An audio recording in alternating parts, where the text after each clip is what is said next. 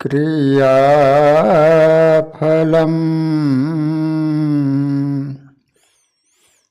સહજાનંદ ગુરુમ ભજે સદા.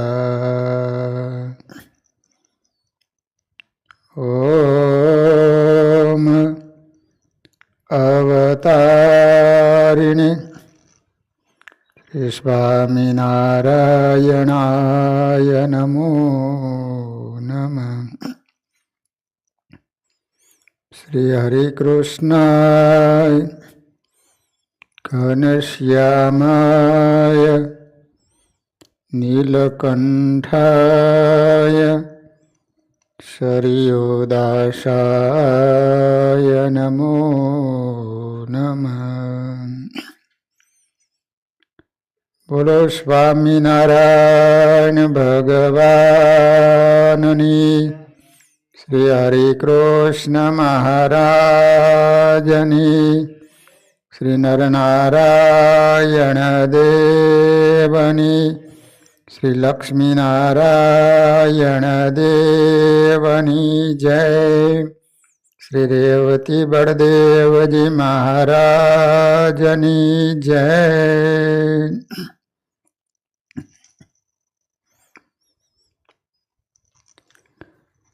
શ્રીમદ ભાગવતજીના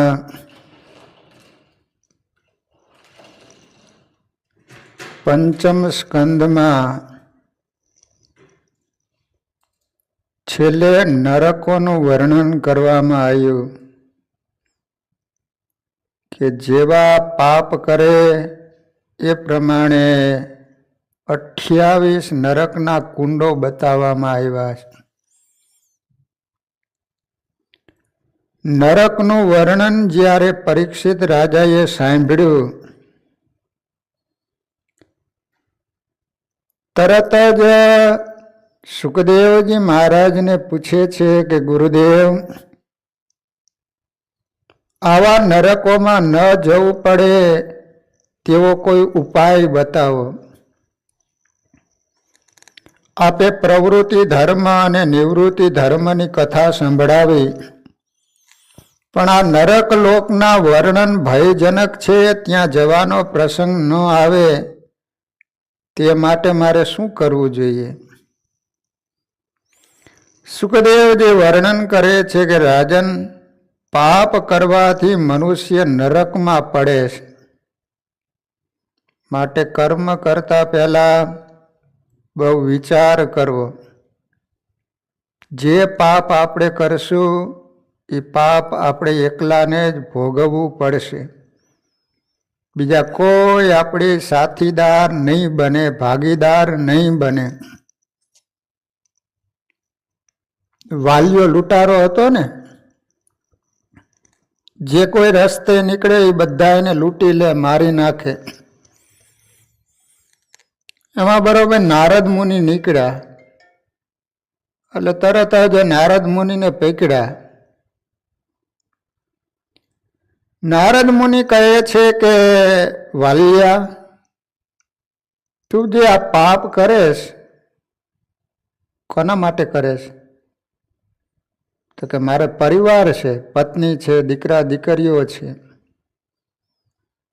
તે તું આ પાપ કરેશ એના એ બધા ભાગીદાર બનશે? તો કે એના માટે કરું છું તે બધા ભાગીદાર બને જ ને. કે એમ નહીં, તું ઘરે જઈને પૂછી આવ. વાલીઓ કહે છે કે તમારે ભાગીને જતું રહેવું છે એટલા માટે તમે આમ કહો છો. નારદ મુનિ કહે છે કે તને એવું લાગતું હોય તો આ ઝાડ સાથે મને બાંધી દે. એટલે ઝાડવા સાથે નારદ મુનિને બાંધી દીધા અને ઘરે જઈને બધાને ભેગા કર્યા.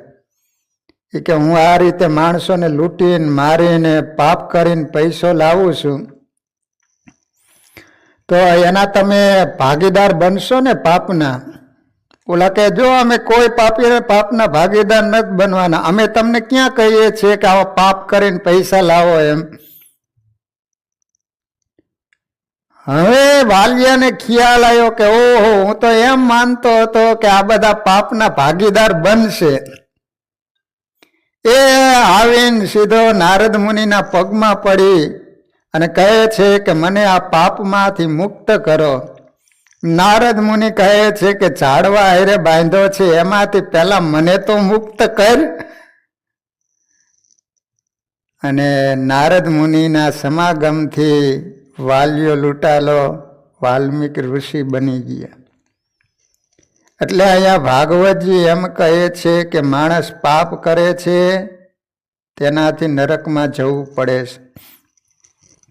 પાપ કરવું એ સાધારણ ગુનો છે, પરંતુ કરેલું પાપ કબૂલ ન કરે એ મોટો ગુનો. જો માણસ માત્ર છે એનાથી પાપ થાય, ગમે તેમ તે જીવ છે. એક ભગવાન એવું તત્વ છે કે એના દ્વારા પાપ ન થાય, એમના દ્વારા ભૂલ ન થાય. માણસ માત્ર ભૂલને પાત્ર. પણ અહીંયા ભાગવતજી એમ કહે છે કે જો ભૂલ થાય, પાપ થઈ જાય, તો એનો સ્વીકાર કરી લેવો કે મારાથી આ ભૂલ થઈ ગઈ છે. પછી વારંવાર એ ભૂલ ન થાય એનું અનુસંધાન રાખવું જોઈએ. માણસ આ ભૂલ કરે છે, પાછો એની ભૂલ વારંવાર કર્યા કરે છે. તો અહીંયા એમ કહે છે કે કોઈ પણ પાપ થઈ જાય તો એની કબૂલાત કરો. કદાચ ભૂલથી પણ પાપ થઈ જાય તો એનું પ્રાયશ્ચિત કરવું. એક એક પાપનું પ્રાયશ્ચિત શાસ્ત્રમાં બતાવેલ છે. તે પાપનું વિધિથી પ્રાયશ્ચિત કરવામાં આવે તો પાપનો નાશ થાય. પણ પ્રાયશ્ચિત કર્યા પછીથી પાપ થવું ન જોઈએ, નહીતર પ્રાયશ્ચિતનો કોઈ અર્થ નથી. તમે પાપ કર્યું, એનું પ્રાયશ્ચિત કરી નાખ્યું, પાછું એ જ પાપ કર્યું, એમ વારંવાર ભૂલ ન થવી જોઈએ. પાપ થયા પછી એનો તમારે સ્વીકાર થવો જોઈએ, એનો પસ્તાવો થવો જોઈએ. પસ્તાવો છે એ જ મોટામાં મોટું પ્રાયશ્ચિત છે. મહાત્મા ગાંધી હતા તો એ પછી ભણવા માટે ગયા, ત્યારે એના મા બાપે કહ્યું હતું કે બેટા તું ખાસ અનુસંધાન રાખજે કે કોઈ દિવસ તું માંસ ન ખાતો. હવે એ ભણવા માટે ગયા અને એવા મિત્રોની સોબત થઈ ગઈ ને એ મિત્રો એકવાર ખાવા માટે લઈ ગયા ને એમાં એ ઈંડા કે આમલેટ જે કાંઈ ખવડાયું. પછી ગાંધીજીને ખ્યાલ આવી ગયો, એટલે વિચાર કર્યો કે હવે વેકેશનમાં હું ઘરે જઈશ ત્યારે મા બાપ મને પ્રશ્ન પૂછશે કે બેટા તે કાંઈ ભૂલ નથી કરી ને, મેં તને કહ્યું તું એ બરાબર વચન પાડ્યું છે ને. ત્યારે મા બાપને હું શું જવાબ આપીશ? તો ગાંધીજીએ એક ચિઠ્ઠી લખી. એની અંદર એને લખ્યું કે આ રીતે મિત્રો મને ખાવા માટે લઈ ગયા અને ત્યાં મને માંસ ખવડાવી દીધું. અને એ ચિઠ્ઠી એના બાપુજીને આપી. ત્યારે એના બાપુજીએ વાંચીને ત્યારે આંખમાંથી દળ દળ આંસુ પડવા માંડ્યા. ત્યારે ગાંધીજી એમ કહે છે કે એ વખતે બાપુજીની સામે મેં જોયું, બાપુના આંખમાંથી જ્યારે આંસુ પડતા જોયા ત્યારે મારી આંખમાંથી પણ આંસુ પડવા માંડ્યા. મને પારાવાર પસ્તાવો થયો. ત્યારે મારા બાપુજીએ કહ્યું કે તને પસ્તાવો થયો એ એનું પ્રાયશ્ચિત છે. એટલે કહેવાનો આશય કે માણસથી ભૂલ થાય તો ફરી ફરીને ભૂલ ન થઈ જાય એનું અનુસંધાન રાખવું.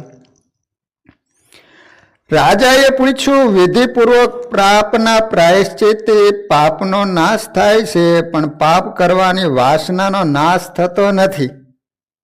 એવો ઉપાય બતાવો કે પાપ કરવાની વાસના જ ન રહે. સુખદેવજી કહે છે કે વાસના અજ્ઞાનમાંથી જાગે છે. અજ્ઞાનનો નાશ ન થાય ત્યાં સુધી વાસનાનો નાશ થતો નથી. અજ્ઞાનનો નાશ જ્ઞાનથી થાય છે. માટે વાસનાનો નાશ કરવો હોય તો જ્ઞાનને સતત ટકાવી રાખો. જ્ઞાનને ટકાવી રાખવા, જ્ઞાનમાં સ્થિર રહેવા, ભગવાનના નામ સાથે પ્રીતિ કરવી પડે. જો જોબન પગી હતા ને, જોબન પગી ઠેઠ આમ કલકત્તા સુધી જેની હાંક વાગતી.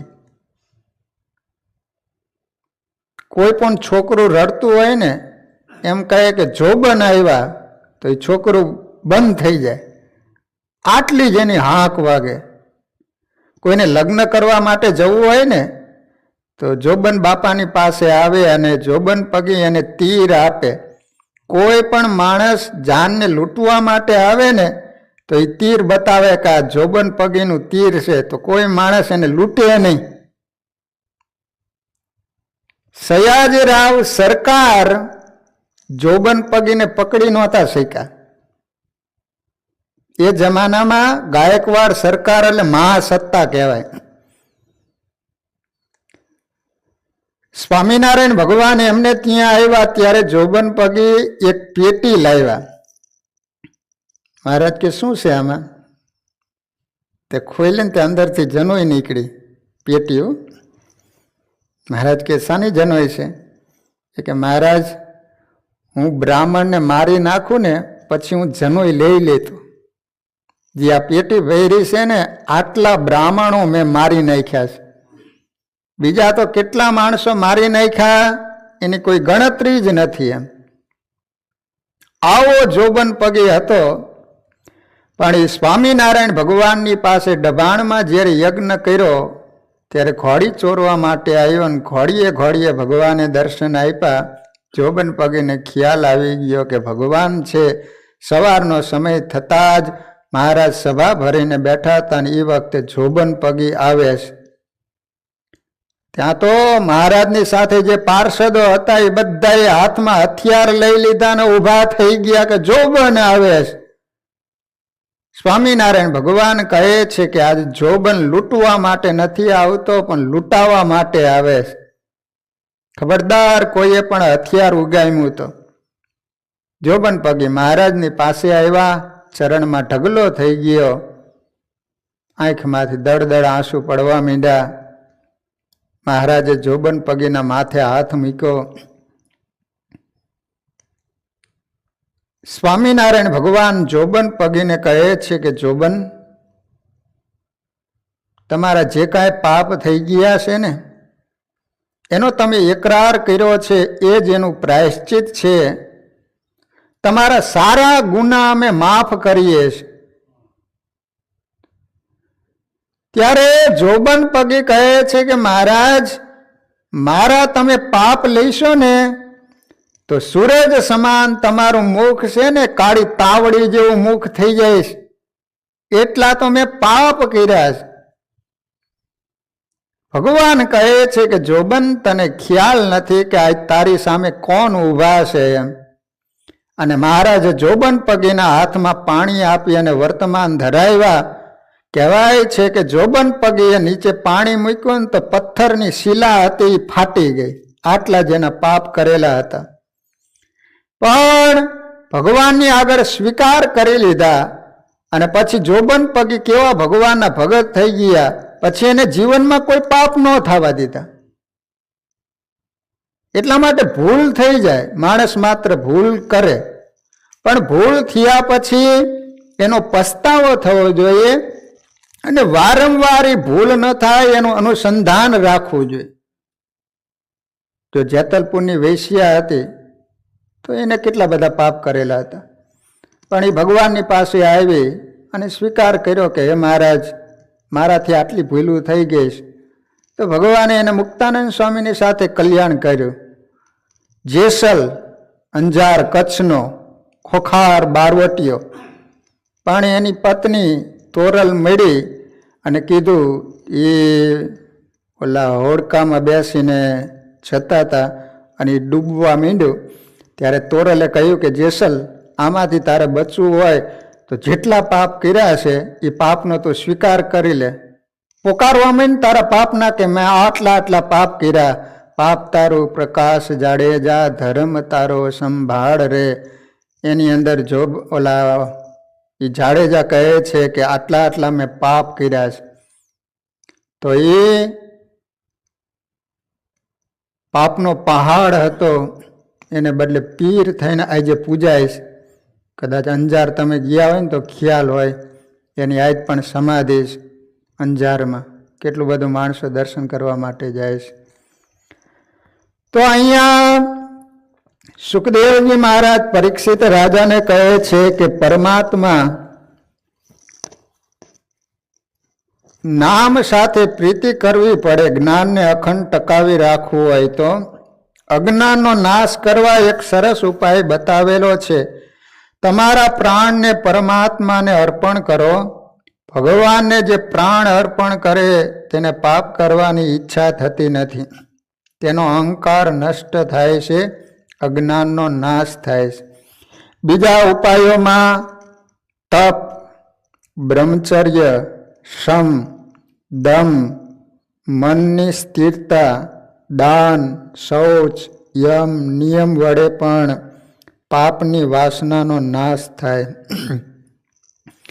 પણ પાપી મનુષ્ય ભક્તિથી જેવો પવિત્ર થાય છે તેવો શમ, દમ, તપ વગેરેથી થતો નથી. ભગવાનથી જે વિમુખ છે તે પાપ કરે. ભગવાનનું જે સ્મરણ કરે છે એના હાથે પાપ થતું નથી. રાજા, તારા પ્રાણને ભગવાનને અર્પણ કર, એટલે વાસના જશે અને પાપ થશે નહીં. પ્રાણ અર્પણ કરવા એટલે કે શ્વાસે શ્વાસે ભગવાનના નામનો જપ કરો. તમે જેટલા વધારે ભગવાનના નામના જપ કરશો એટલો માણસ પાપથી બચી શકશે. પાપથી બચવું હોય તો જેટલું બને એટલું સતત ભગવાનના નામનો જપ કરો. શ્વાસે શ્વાસે, શ્વાસ લેતા અને શ્વાસ મૂકતા. ભગવાનનું અનુસંધાન દરેક કાર્યમાં રાખવું.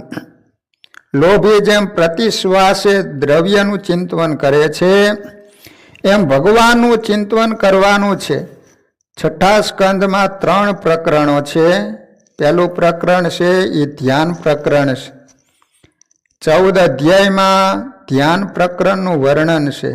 14 અધ્યાયનો અર્થ થાય છે કે 5 કર્મ ઇન્દ્રિયો, 5 જ્ઞાન ઇન્દ્રિયો, મન, બુદ્ધિ, ચિત્ત અને અહંકાર, આ 14ને ભગવાનમાં પરોવી રાખે તો ધ્યાન સિદ્ધ થાય. બીજું અર્ચન પ્રકરણ છે. 2 અધ્યાયમાં સ્થૂળ અર્ચન અને સૂક્ષ્મ અર્ચનનું વર્ણન કર્યું. ત્રીજું છે નામ પ્રકરણ. 3 અધ્યાયોમાં ગુણ સંકીર્તન અને નામ કીર્તન. જ્ઞાન માર્ગ હોય કે ભક્તિ માર્ગ હોય, ઈશ્વરનું ધ્યાન કર્યા વગર ચાલતું નથી. કોઈ પણ એકમાં મન સ્થિર થાય તો મનની શક્તિ વધે. 3 સાધનો ધ્યાન, અર્ચન અને નામ બતાવ્યા છે. આ 3 સાધનથી ભક્તિ દ્રઢ થાય.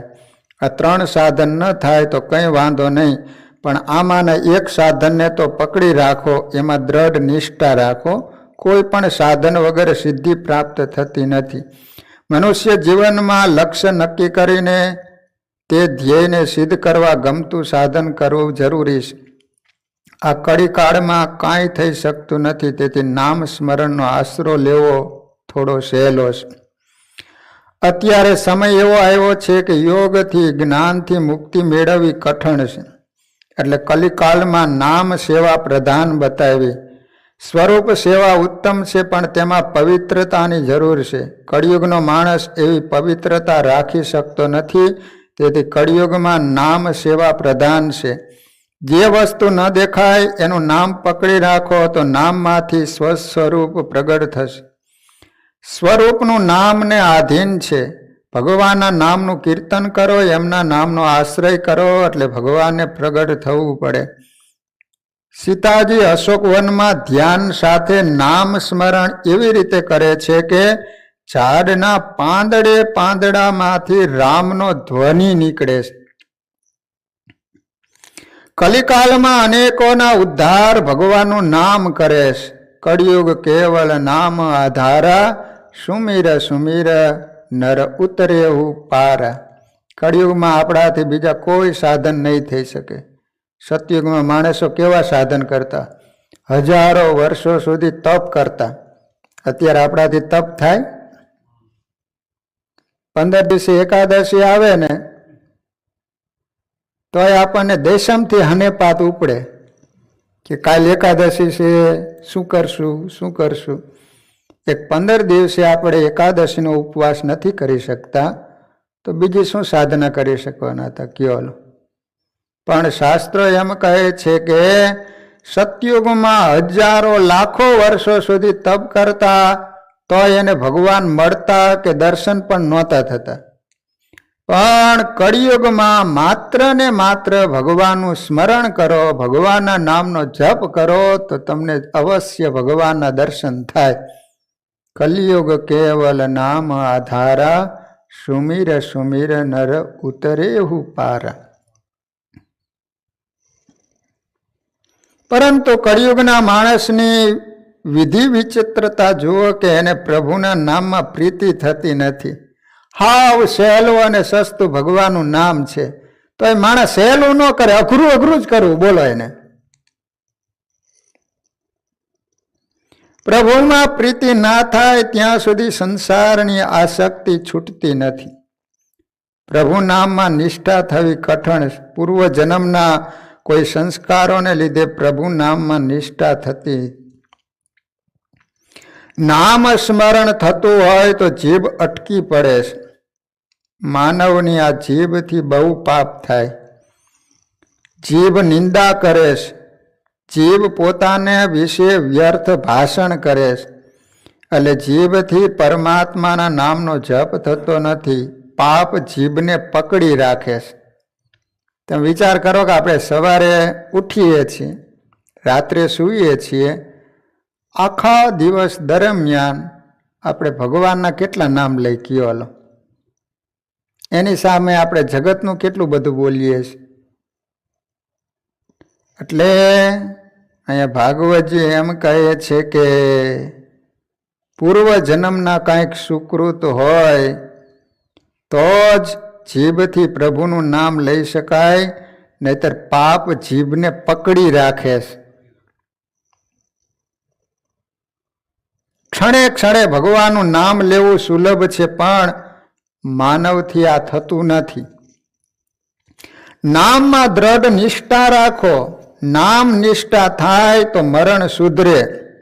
બ્રહ્મ નિષ્ઠા અંત સુધી ટકવી મુશ્કેલ છે. નામ બ્રહ્મ કળિયુગમાં શ્રેષ્ઠ છે. માટે મનને સતત પ્રભુના નામમાં રાખવું જોઈએ. ભગવાનના નામનો જે સતત જપ કરે એનો ભગવાનની સાથે સંબંધ થાય છે. પાપના સંસ્કાર અતિશય દ્રઢ હોવાથી પાપ છૂટતું નથી. મનુષ્ય થોડો સમય ભક્તિ કરે અને પાપ પણ ચાલુ રાખે. પાપ છૂટે એવી ઈચ્છા હોય તો ભગવાનના નામનો જપ કરો. જપ કરવાથી માનવમાં ભગવાનની દિવ્ય શક્તિ આવે છે. ભગવાનના નામમાં બહુ શક્તિ છે. રામ નામથી પથ્થર તરી ગયા. પથ્થર હોય પાણીમાં તરે, ડૂબી જાય. પણ રામ નામ લખવામાં આવ્યું તો પથ્થર પણ તર્યા. ઉલટા નામ જપત જગ જાના, વાલ્મીકી ભય બ્રહ્મ સમાન. વાલ્યો લૂંટારો હતો ને, એને રામ મંત્ર આપ્યો પણ એને કોઈ દિવસ બોલેલો નહીં ને, તે રામ બોલતા ન આવડે. કાયમને માટે મારવાનો ધંધો કરેલો ને તો મરા બોલ્યા કરે. 3 વાર બોલે ને તારે 1 વાર રામ થાય. ઉલટા નામ જપત જગ જાના, વાલ્મીકી ભય બ્રહ્મ સમાન. તુલસીદાસજી એમ કહે છે કે ઉલટું નામ જપતો, રામને બદલે મરા. તોય વાલ્યો લૂંટારો મટી અને વાલ્મીકી ઋષિ બની ગયા. હજી રામ ભગવાન અયોધ્યામાં પ્રગટ નહોતા થયા ઈ પહેલા તો એને રામાયણ લખી નાખી કે ભગવાન અહીંયા પ્રગટ થઈ છે ને આવા ચરિત્રો કરશે. બોલો, હજી ભગવાન પ્રગટ નહોતા થયા અયોધ્યામાં, ઈ પહેલા તો વાલ્મીકી ઋષિએ રામાયણ લખી નાખી. માત્ર ને માત્ર ભગવાનનો જપ કરવાથી.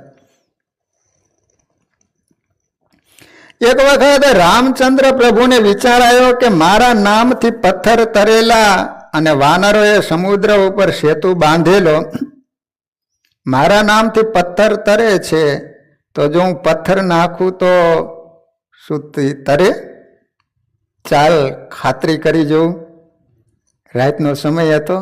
ભગવાન એકલા ઊભા થઈ અને મોટો પથ્થર લીધો, તે સમુદ્રમાં ફેંક્યો ભગવાને. તેઓ કોઈ ન દેખે એમ દરિયા કિનારે આવ્યા અને પોતે પથ્થર ઊંચકીને દરિયામાં નાખ્યો તો પથ્થર ડૂબી ગયો. રામચંદ્રજીને આશ્ચર્ય થયું, આમ કેમ બન્યું? મારું નામ માત્ર લખવાથી તો પથ્થરો તરેલા. આ બાજુ રામજી દેખાયા નહીં એટલે તરત હનુમાનજી એમને ખોડવા નીકળ્યા. દરિયા કિનારે રામજીને જોયા, વિચારે છે કે એકલા શું કરતા હશે. હનુમાનજી માલિક ઉપર નજર રાખી રહ્યા છે. રામજીએ બીજો પથ્થર નાખ્યો, તે પણ બુડી ગયો. રામજીને દુઃખ થયું, નારાજ થયા છે. પાછળ દ્રષ્ટિ ગઈ તો હનુમાનજી આ અહીં ક્યાંથી આવ્યો? બધું જોઈ ગયો હશે. એમણે પૂછ્યું, તું અહીં ક્યારથી આવ્યો છે?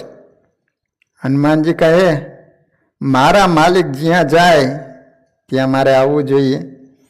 રામજીએ પૂછ્યું, મારા નામે પથ્થરો તર્યા અને મેં જે નાખ્યો એ ડૂબી ગયા, આમ કેમ? હનુમાનજીનો અવતાર રામજીને રાજી રાખવા માટે. રામજીને ઉદાસ જોઈ હનુમાનજીને દુઃખ થયું એટલે બોલ્યા, જેનો રામજી ત્યાગ કરે એ ડૂબી જ જાય ને. જેને રામજી અપનાવે તે ડૂબે નહીં. પથ્થરોનો આપે ત્યાગ કર્યો તે ડૂબી ગયા. જે પથ્થરો વડે સેતુ બાંધવામાં આવ્યો હતો એના પર રામ લખવામાં આવેલું, તેથી એ તર્યા. આ સાંભળી રામજી બહુ પ્રસન્ન થયા. હનુમાનજીની બુદ્ધિના બહુ વખાણ કર્યા. બુદ્ધિમતામ વરિષ્ઠામ. તે પછી હનુમાનજી બોલ્યા, મહારાજ આ તો આપને પ્રસન્ન કરવા મેં તેમ કહ્યું, પણ હકીકતમાં તો તમારા નામમાં તમારા કરતાંય વધુ શક્તિ છે. તમારા નામમાં જે શક્તિ છે તે તમારા હાથમાં નથી.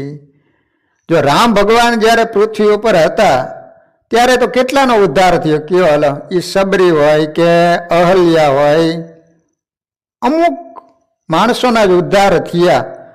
પણ એ ભગવાન ધામમાં ગયા પછી આજે કેટલા માણસો રામ રામ જપી અને પાપમાંથી મુક્ત થઈ ગયા અને ભગવાન સુધી પહોંચી ગયા. કેટલા જીવોના કલ્યાણ થયા.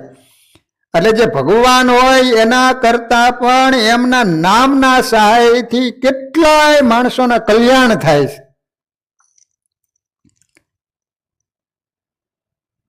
નામ જપનો મહિમા અનેરો છે. જપ કરવાથી જન્મ કુંડળીના ગ્રહો પણ બદલાઈ જાય છે. હા, તમારી જન્મ કુંડળી છે ને એ બદલાઈ જાય. ભગવાનના નામના સતત જપ કરો ને.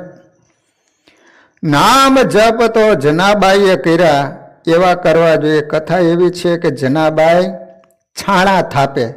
છાણા ગામડામાં ખબર ને પોદડા હોય ને, તો કોઈ ચોરી જાય એટલે જનાબાઈએ નામદેવને ફરિયાદ કરી.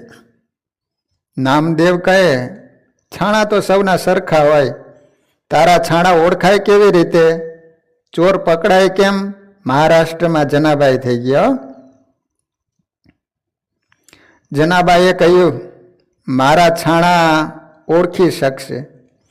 મારું છાણું કાન આગળ ધરશો તો વિઠ્ઠલ વિઠ્ઠલ એવો શબ્દ સંભળાય છે. નામદેવે ખાતરી કરી જોઈ, છાણામાંથી વિઠ્ઠલ વિઠ્ઠલ ધ્વનિ આવતો. વિચાર કરો કે એ બહેને કેટલા ભગવાનના જાપ કર્યા હશે કે એને છાણા થાપેલા, એ છાણામાંથી વિઠ્ઠલ વિઠ્ઠલ નામ નીકળે. લો, ગોપીઓ એમ કહેતી કે અમે જ્યાં સુધી જીવ્યા છીએ ત્યાં સુધી તો કાન સિવાય અમે બીજું કાંઈ બોલ્યા નથી, પણ તમારે અમારી પરીક્ષા કરવી હોય ને તો અમે મરી ગયા પછી અમારા હાડકામાંથી તમે વાસળી કરીને એની અંદર ફૂંક મારશો ને તો એમાંથી કાન સિવાય બીજું કાંઈ નહીં નીકળે. લો, ગોપીઓ એટલું સતત પ્રભુ સ્મરણ કરતી હતી. ગૃહે ગૃહે ગોપ વધુ કદમવા સર્વે મિલિત્વા સમવાપ્ય યોગમ પુણ્યાની નામાની પઠયંતિ નિત્યમ ગોવિંદ દામોદર માધવેતિ. સાંજનો સમય થાય ને ત્યારે બધી ગોપીઓ ભેગી થાય. ભેગી થઈને શું કરતી? પ્રભુના નામનું સંકીર્તન કરતી. લો સતત દરેક ક્રિયાની અંદર એ ભગવાન નામ જપ કરતી હતી. બીજું કાંઈ એને આવડતું નહોતું. ગામડાની એ ભરવારણ, કોઈ ભણેલી નહોતી, અભણ હતી પ્રજા. એ બધી ગાયો ચરાવે એ બધું એવો ધંધા કરનાર, પણ બધી જ ક્રિયામાં સતત પ્રભુનું સ્મરણ જપ્યા. તો ભાગવતની અંદર સુખદેવજી મહારાજ એને ગોપીઓના 2 મુખે વખાણ કર્યા. બોલો, મેદાન મારી ગઈ ગોપીઓ. એનું કારણ શું? સર્વે ક્રિયામાં પ્રભુનું સ્મરણ કરતી હતી. હા, એ મથુરામાં દહીં વેચવા માટે જાય ને તો દહીં લો એમ ન બોલે, કાન લો. મથુરાના માણસો વિચાર કરે કે આ કાન નામની શું વસ્તુ હોય છે મટકીમાં, હેલા ઉતારજો, મારે લેવું. ત્યાં ગોપી નીચે મટકી ઉતારે ને આમ નજર કરે ને તો કનૈયો બંસુરી વગાડતો હોય. બોલો, મુરલી વગાડતો હોય, એવા દર્શન થાય. તો જાનભાઈ એને છાણા થાપેલા, એમાંથી વિઠ્ઠલ વિઠ્ઠલ એવો ધ્વનિ સંભળાતો. નામદેવે ખાતરી કરી જોઈ, છાણામાંથી વિઠ્ઠલ વિઠ્ઠલ ધ્વનિ આવતો સંભળાણો. તેમણે જનાબાઈને કહ્યું, નામદેવ હું નહીં પણ તું છે. જનાબાઈ છાણા થાપતી વખતે વિઠ્ઠલ વિઠ્ઠલ જપમાં એટલા લીન થઈ જતા કે જળ છાણામાંથી જપનો ધ્વનિ નીકળતો.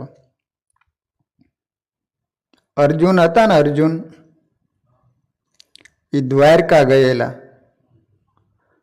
તો પછી અર્જુનના વાળ બધા વિખાઈ ગયેલા ને પછી ભગવાન અર્જુનજીને બહુ યાદ કરે. અવારનવાર વાતોમાંથી વાતો કાઢે. ત્યારે એમની પટરાણીઓ એને એમ થાય કે એ અર્જુન આપણને યાદ નથી કરતા, એના કરતા એને વધારે યાદ કરે. એવું વળી શું અર્જુનમાં આવી છે? એટલે ભગવાને વિચાર કર્યો કે આને ખ્યાલ અપાવો છે કે અર્જુનજી કેવો મારો ભક્ત છે એમ. એટલે ભગવાને એની પટરાણી, એની પત્નીઓને કહ્યું કે અર્જુનજીના વાળ વિખાઈ ગયા છે ને તો આમ બરાબર કરી દો ને.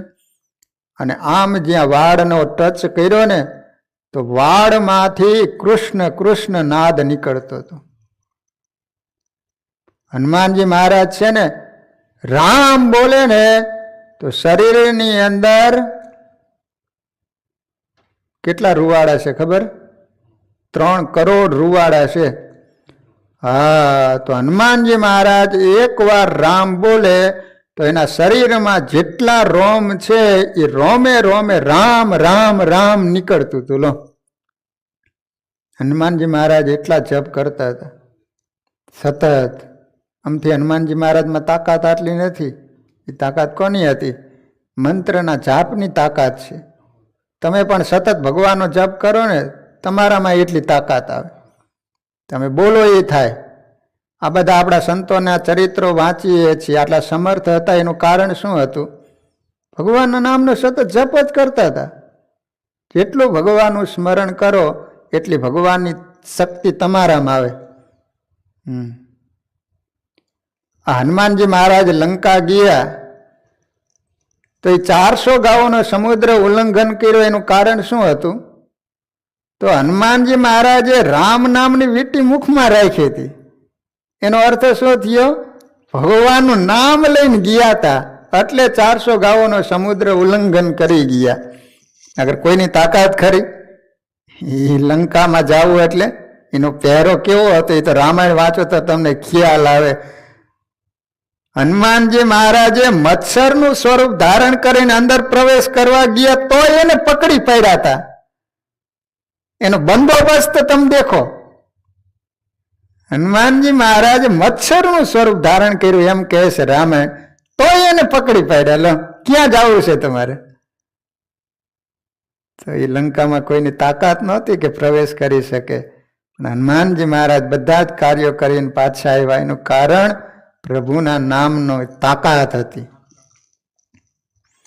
તો જનાબાએ છાણા થાપતી વખતે વિઠ્ઠલ વિઠ્ઠલ જપમાં એટલા લીન થયા હતા કે જડ છાણામાંથી જપનો ધ્વનિ નીકળતો હતો.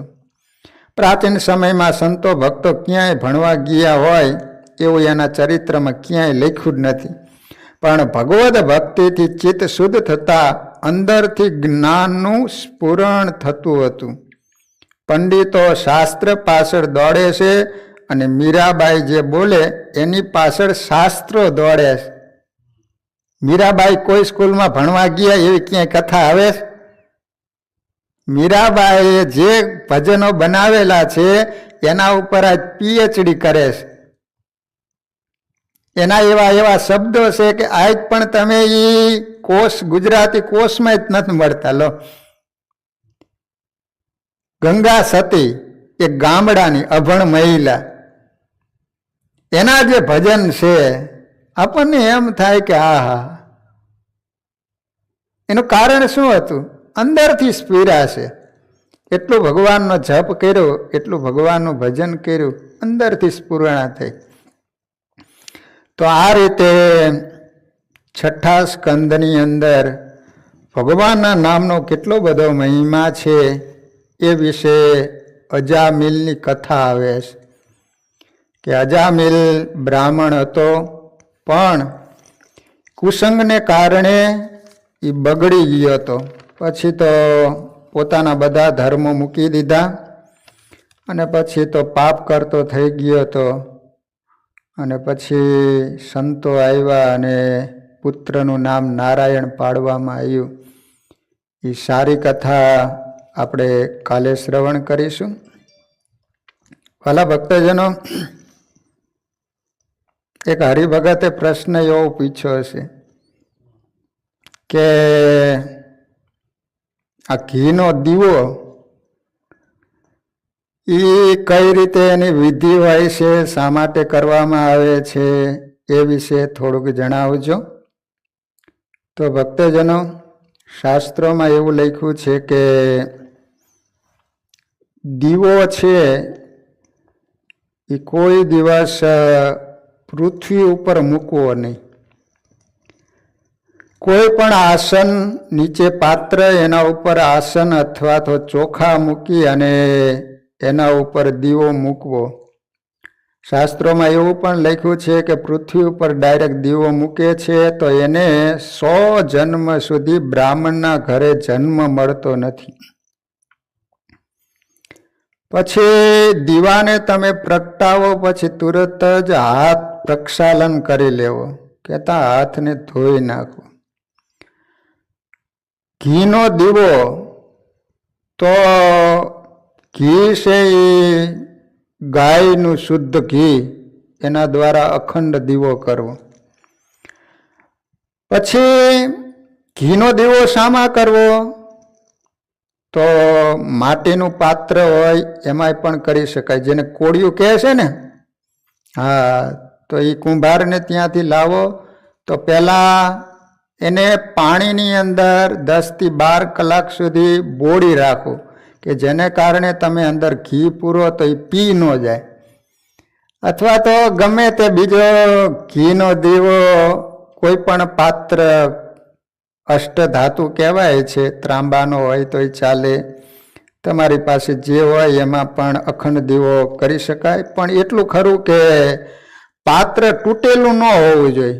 તમારો દીવો હોય ગમે તેનો તો એ તૂટેલું ન હોવું જોઈએ. શાસ્ત્રો એમ કહે છે કે તૂટેલું હોય તો તમારે દરિદ્રતા આવે છે, દારિદ્ર્ય આવે છે, દુઃખ આવે છે.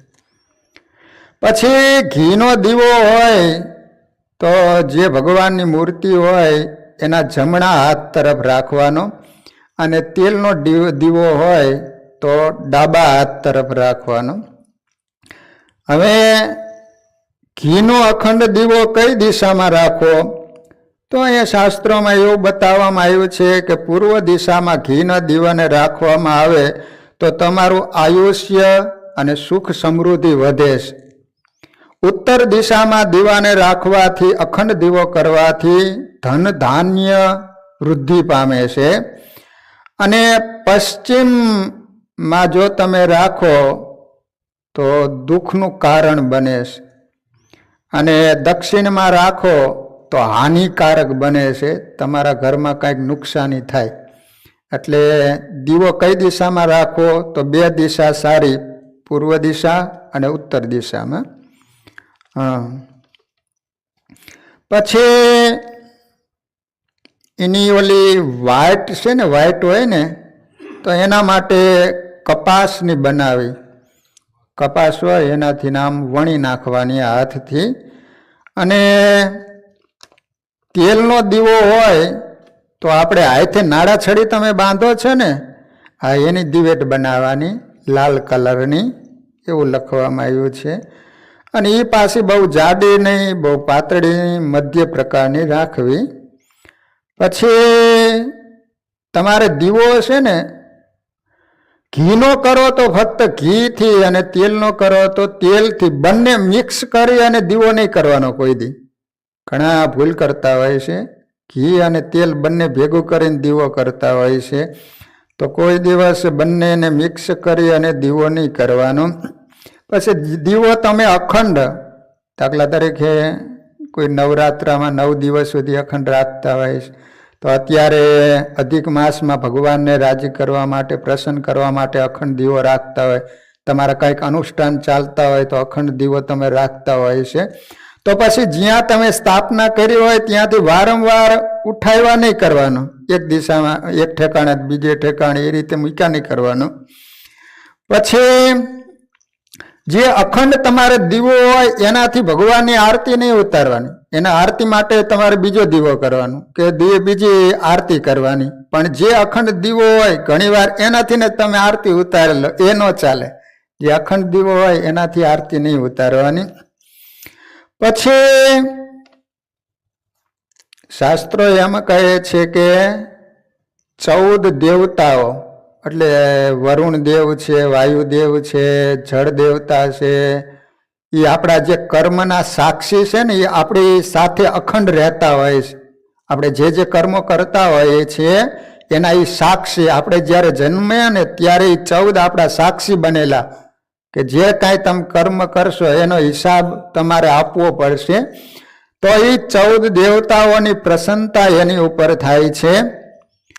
પછી અખંડ દીવો તમે કરેલો હોય, પછી એમાં આગળ ઓલી કાળાશ વળી જાય, મેષ જામી જાય ને, તો પછી એને દૂર કરવી હોય તો તમે દીવાસળીથી આમ દૂર કરતા કરતા કદાચ દીવો ઓલવાઈ જાય ને ફરીને કરો તો અખંડ દીવો ન જ કહેવાય. તો શું કરવાનું? તો એના પહેલા એક બીજો દીવો ચાલુ કરી દેવાનો, અને પછી ઓલી કાળાશ હોય એ તમારે કાઢી નાખીને ફરીને તમે પ્રગટાઈ દો તો ચાલે, એ અખંડ દીવો રહ્યો કહેવાય. તો એ રીતે કાળાશ થઈ જાય, મેષ જામી જાય, તો પછી એને કાઢવી હોય તો બીજો એક દીવો પ્રગટાવીને પછી ઓલાને કદાચ ઓલવાઈ જાય તો પછી એનો દોષ ન થાય. પછી એનું પૂજન કરવાનું. પૂજનમાં શું કરવાનું? પુષ્પ ફેરવી અને ભગવાનના ચરણોમાં અર્પણ કરી દેવાનું. પછી જે ઠેકાણે દીવો અખંડ જલતો હોય ત્યાં પવિત્ર થઈ અને જવું. તમે બહારથી આવો ને ડાયરેક્ટ ત્યાં ન જવું, લેટ્રિન ગયા હોય તો પછી સ્નાન કરી શુદ્ધ થઈ અને જ્યાં અખંડ દીવો બળતો હોય ત્યાં જ જવું. અને દીપદાનનું મહત્વ બહુ છે. દીપદાન એટલે દીવો ભગવાનને અર્પણ કરો એમ. પછી દીવાથી પોઝિટિવ એલર્જી વધે છે. અખંડ દીવો કરવાથી નકારાત્મક શક્તિનો નાશ થાય છે, નકારાત્મક ઉર્જા હોય એનો નાશ થાય છે. ઘરમાં લડાઈ ઝઘડા અને બીમારીથી માણસ મુક્ત બને છે. અખંડ દીવો કરવાથી એનું આરોગ્ય સારું રહે છે.